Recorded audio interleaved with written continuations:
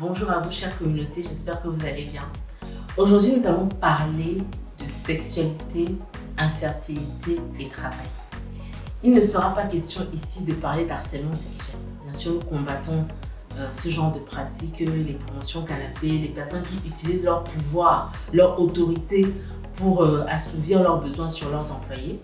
Nous ne parlerons pas non plus des travailleuses du sexe. Chacun vit sa vie. Je ne sais pas si vous êtes pour ou contre cette profession, si on devrait l'institutionnaliser ou pas. Ce n'est pas de ça qu'il s'agit. À tout de suite après le jingle.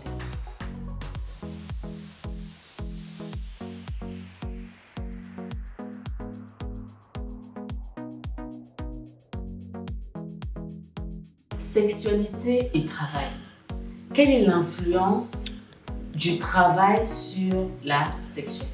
En général, si vous n'avez pas une bonne situation, de bons rapports sociaux avec vos collègues, votre hiérarchie, cela peut générer un certain stress qui va altérer votre énergie sexuelle, votre sexualité d'une manière générale. Et c'est pour ça que chez les hommes notamment, on va rencontrer des troubles tels que les dysfonctions érectiles, voilà, les pannes sexuelles et autres. Donc il est très important de savoir cela, de mieux gérer votre stress pour améliorer votre performance sexuelle.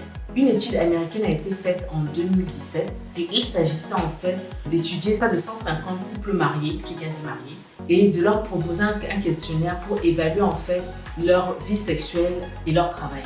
D'accord, donc il était question que pendant 2 semaines, on regarde un peu chez des couples qui ont des rapports sexuels assez réguliers pour voir leur performance au travail. Et on s'est rendu compte que chez les couples qui avaient vraiment une régularité dans leur sexualité, ils avaient de meilleures performances au travail.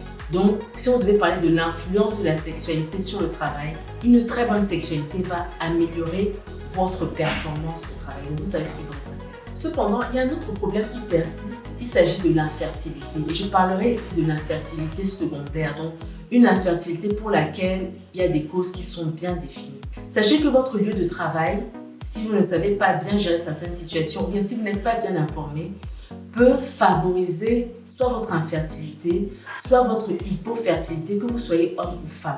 Par exemple, chez les hommes qui, à l'occasion du travail, sont obligés d'inhaler des produits chimiques tels que les solvants, les détergents, les hommes qui sont soumis à des températures extrêmes, notamment la chaleur, les personnes qui fument ou bien qui exercent une profession assez sédentaire ont plus de risques d'autres professionnels de présenter des problèmes de fertilité masculine. Je vais parler ici par exemple des chauffeurs, notamment les chauffeurs de benzikin. Je vais parler ici des fonctionnaires administratifs, je vais parler des commerçants et des agents de sécurité. Donc, je ne catégorise pas ces professionnels-là, mais je veux dire que les études, en tout cas, ont montré qu'elles sont plus à risque de développer ce type de problème. Maintenant, concernant les femmes, il faut savoir que les femmes qui exercent des métiers où il est question de faire des gardes, d'accord, qui ont une inversion du rythme du sommeil, d'accord, donc du coup, leur horloge biologique est inversée et cela peut perturber leur ovulation.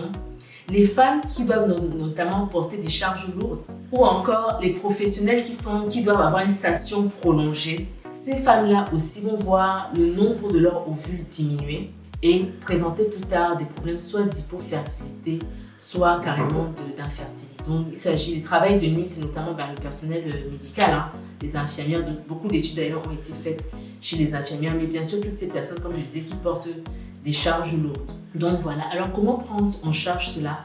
Il est très important d'en parler, n'est-ce pas, à votre médecin du travail. Il est important bien sûr de vous faire suivre soit par un neurologue, soit par un gynécologue et de bien prendre le traitement qui vous sera administré et de voir avec votre employeur, avec les syndicats et autres, comment limiter l'exposition à tel ou tel facteur qui pourrait favoriser ce genre de problème.